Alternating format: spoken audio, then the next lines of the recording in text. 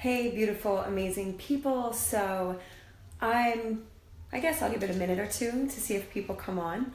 I'm trying to be in the side room of my house because there's like a serious little kids party going on next door. It was actually really cute because at one point Let It Go started playing, and so all these little kids across the street are like screaming, or next door, or they're screaming Let It Go. So apparently that song is still big. Anyway, we've got a couple of people now, so let me get started. For those that don't know, it's now been 6 months since I removed my breast implants.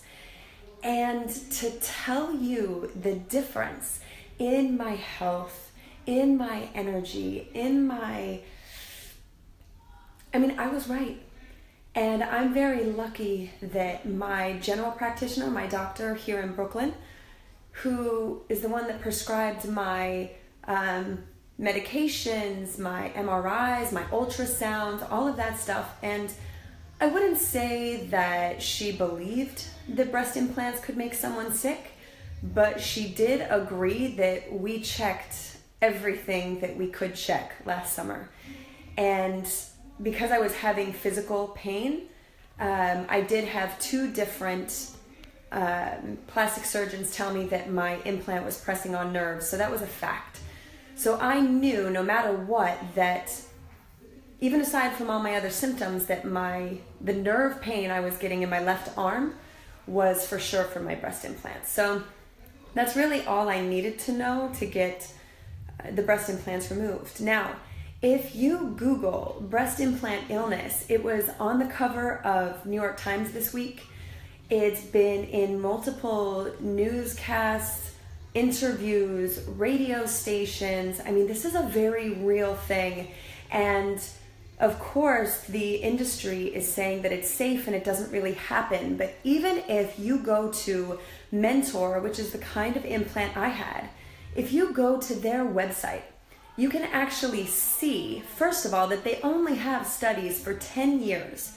Secondly, they lost track of over half of the case study people. Anyone that knows how case studies work, it's very easy to misplace information that you may not want a part of the study. I'm just saying. So anyway, even aside from that, let's say that out of 500,000 people that get breast implants, that only 20% end up with these issues. That's a huge number. And there are Facebook groups now dedicated just to breast implant illness. We didn't just create this idea. Now, let's fast forward, or let's rewind a little bit to last summer. Last summer, I actually thought I might be pregnant because I was very dizzy. My fatigue was crazy, and I just chalked it up to maybe I'm getting older. And it's because I teach fitness, or it's because I didn't get enough sleep, or I didn't eat right, or whatever. I had excuses for everything of why I might not feel well. So my cognitive function, there's a side effect called brain fog where you cannot focus and you literally cannot mentate clearly. And this is an actual symptom. My speech started to get affected so severely that my husband actually took me to the hospital to make sure it wasn't something neurological. My speech was slurring. I was having a hard time completing sentences. Got EKGs and tests and all that. Of course, they found nothing. In November, I got my breast implants removed. The day after explant, my nerve pain was obviously gone, but my brain function was immediately, like 3 days after, clearer. I could focus. I could get stuff done. My energy, my 3rd day, I was able to go out on like a 3-mile walk around Austin. It was incredible. I went to Dr. Melmed in Dallas. So I've been learning a lot more about breast implant illness this last year. I did not think there was anything wrong with me that made me think my implants were making me sick. In fact, I said initially that I didn't think my implants were an issue. Then I started to look at my timeline. I started to look at when I got hypothyroidism. Thyroid issues are one of the most common symptoms of breast implants, and it happened after I got them put in. Interesting. I started to realize that how bad my immune system was for so many years. I chalked it up to not taking good enough care of myself or whatever, and yet I haven't gotten sick since getting them removed. I got a week's worth of a cough a few weeks ago, but when everyone else was getting this crazy flu, I wasn't. When your body is working to encapsulate and protect itself from any kind of medical device, it taxes your immune system because it's busy fighting off something else. Now, here's a few of the concerns. The saline breast implants, people go, yeah, but it's saline. It's saline on the inside. The outside is still comprised of 37 chemicals that are basically going straight into your bloodstream.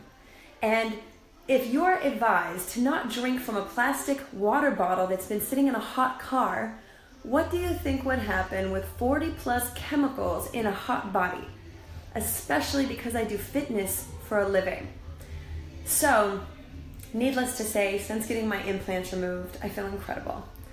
I feel like I thought that I should feel. I'm 34 years old, but I was feeling like, I couldn't even fathom having children because I didn't know how I could possibly keep up with them. So now I'm starting to speak out more about it. And the interesting thing is, the more I speak out about it, the more resistance I get from every angle. We're talking about women fighting the same fight, don't like the way that I'm fighting the fight or the way that I'm sharing information, so they're cutting me off. It's crazy. Anyway, I'm not going to get into that. I'm going to start speaking louder. So ladies, if you have questions, if you feel scared, if you feel alone, I've got you. I love you. This is a hard journey, and I don't want anyone to have to do it alone. It doesn't mean that I have 10 hours a day to sit and talk to you on the phone, but I will help you with any resources that I found. I will share any stories of other women that maybe are more similar to your circumstances that could give you some insight on products they might have used.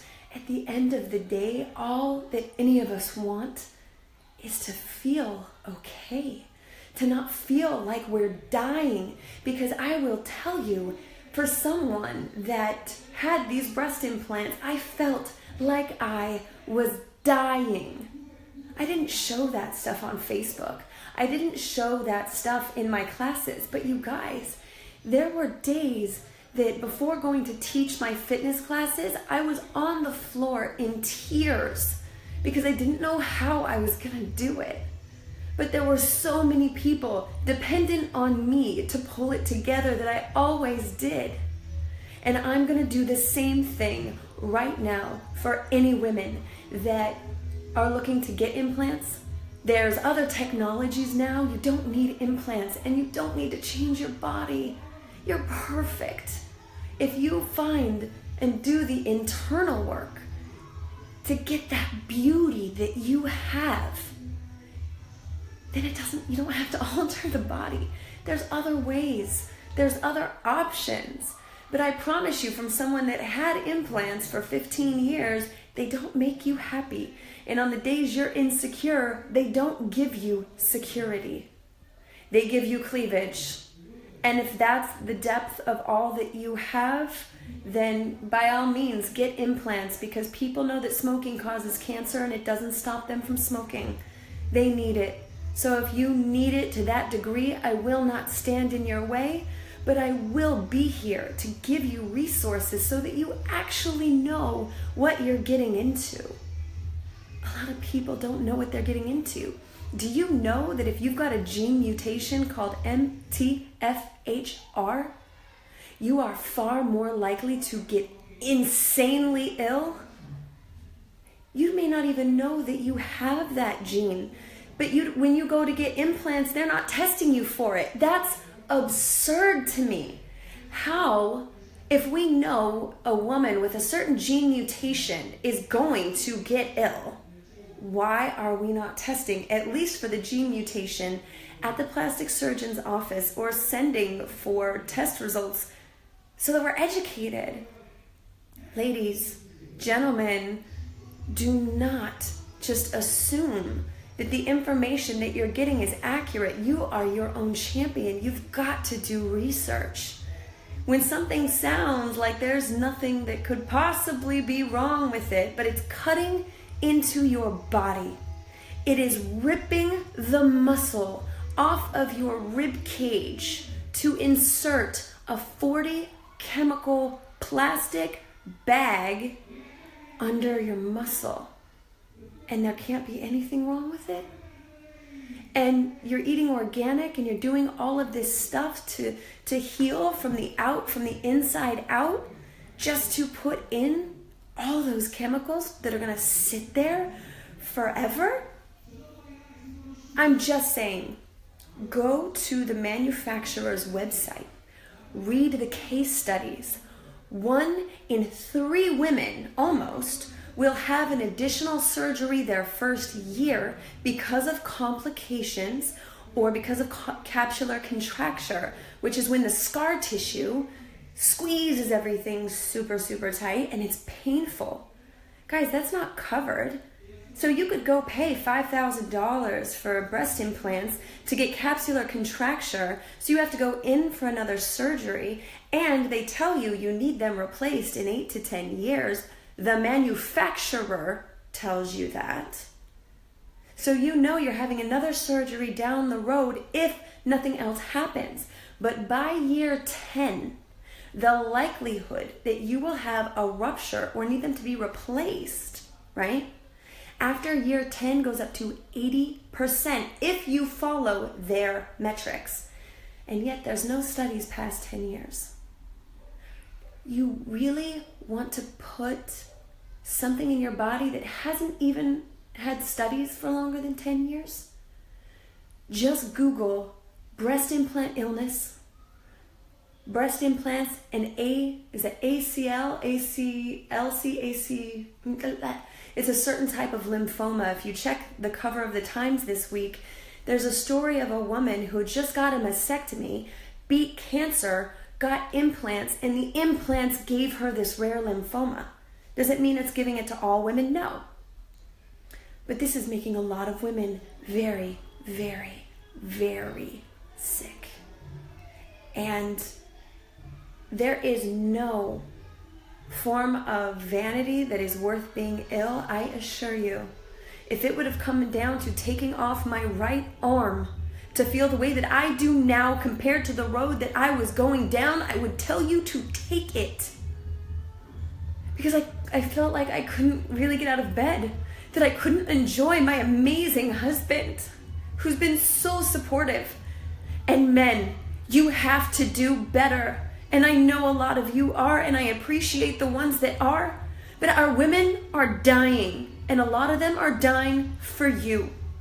So if your woman has implants, it would be advantageous for you to do some research, because if you really love her, then you would never have her choose between herself and you.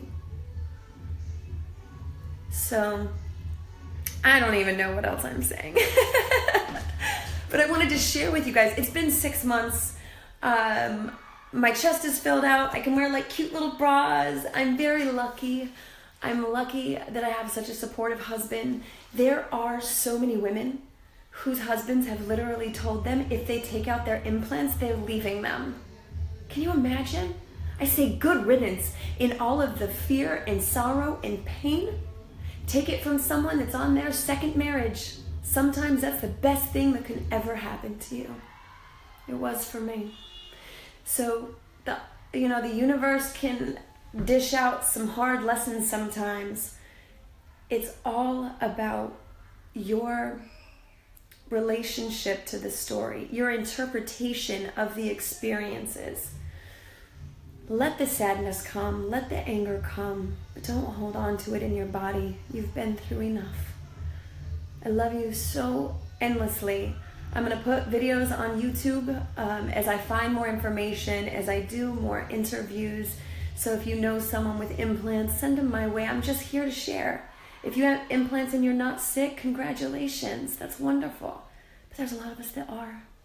So it doesn't do us any good for you to say, yeah, but you feel amazing. Congratulations, really.